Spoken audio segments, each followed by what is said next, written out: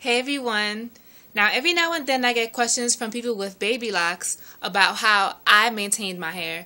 Now, if you're a newer subscriber, then you may not know this, but I was documenting my hair journey, or I have been documenting my hair journey from the very beginning, from when I was transitioning.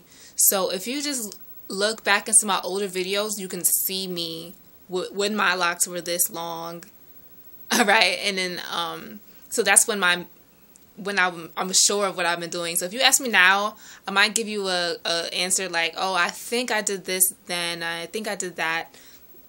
But if you just check those videos, you can get like a definitive response. But a couple questions that I've gotten lately, like I think today and yesterday actually, how was I washing my baby locks, and how was I retwisting them? How was the maintenance back when I was just a couple months into my journey? Now, it was tough for me. Like I really wanted to like stay away from washing it, but I really couldn't because like the way my scalp was, like my scalp wasn't very healthy yet. Because prior to me locking, I wasn't using the right things on my scalp. I was using a lot of petroleum based products. But as I've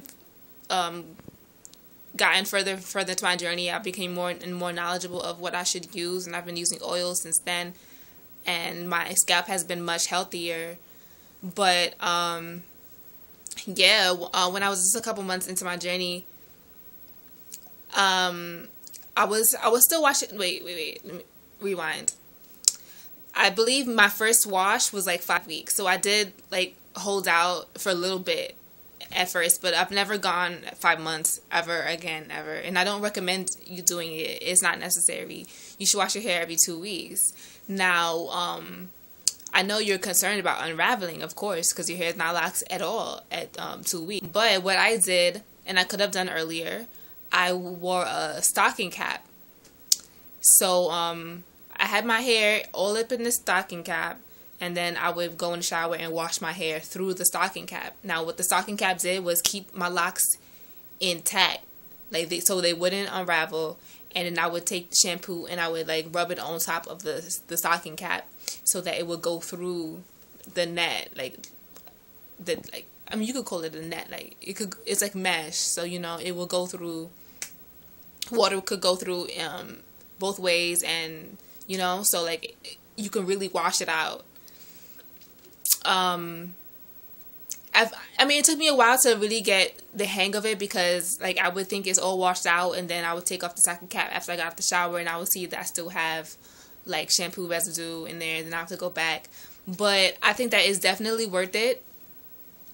I think that definitely helped my locks lock up faster, rather than washing them without a stocking cap early on. But if that is too much, I can understand how that could be annoying to wash your hair that way. I can understand that. So if you don't want to use a stocking cap at all, you want to wash your locks without that little barrier, then I definitely recommend that you use water that has very low pressure, because the pressure in the water is really gonna help your hair unravel. So yeah, definitely recommend that you either use a stocking cap or use soft pressure water. But mind you, if you're going to use the stocking cap, then you don't want to use soft pressure, because then it's not going to be effective. You want to use, regular to hard pressure in the water. Sorry, I got the TV on. Yeah, so, and I was retwisting my hair every 2 weeks. Just like I was throughout my journey up until like maybe the last year. I've been like not retwisting it as much because I just don't feel the need to. I can't tell you the last time I retwisted my hair. I don't remember at this point. Sometime in late June.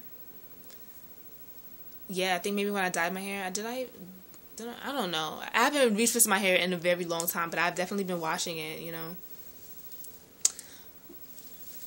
What else? Oh, yeah. So, my best friend, Ty, hey, check out her channel. Her name is Soulfly Ty. I'll put a link in the description. Her hair texture is so much looser than mine, and so much looser than, like, I guess your typical person who's going to be pursuing locks, because, you know, with looser texture it's so much harder to get locks.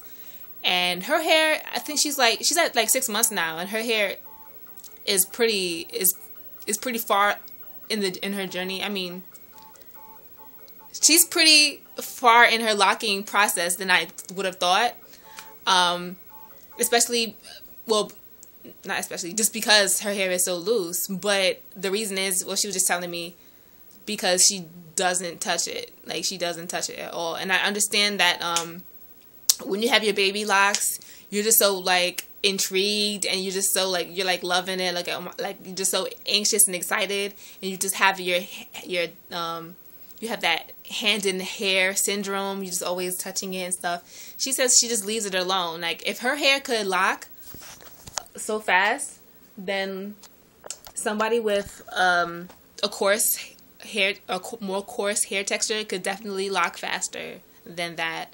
So yeah, don't give up. Don't give up on your lock journey. Like, you may regret it. Like, think about it like this. If you, sorry, there's a fly. Oh my god.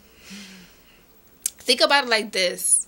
If you say you're just like a couple months in your lock journey and you're being impatient and you decide to comb it out or shave your head or whatever, and then now your locks are gone. Time flies so fast. Say now it's 2015, August 2015, 2 years later. You could have had so much progress. And I think that you need to just think more future-minded, more future-oriented when you're thinking about your locks. When you're in that awkward stage, I guess, if you want to call it that. It's not awkward for everybody, but when you're in that awkward stage, try to think more future-oriented so that you won't be discouraged, you know? And that's what really helps me stay focused and determined in my lock journey, because I'm a long hair kind of girl. I prefer long hair. Like, that's just my thing. And I was not really feeling the short hair when my hair was like this long, literally. I wasn't feeling it. But I thought of the bigger picture. At the end of the day, your hair is going to be longer for longer than it is going to be short. Does that make sense? The awkward stage is only for such a short period of time compared to all the rest of the time that you will be having locks. You know what I mean? I mean, that's if you want to have locks for, like, you know, an extended period of time. Like, I intend on having my locks for, like, ever. I may cut them shorter, but I'm not gonna cut them off. Like, you know what I mean? So, if you're one of those kind of people, then you shouldn't have a problem, like, sticking through with the process. That's really all I wanted to say. Check out my girl's channel, Soulfly Ty. She's documenting her journey.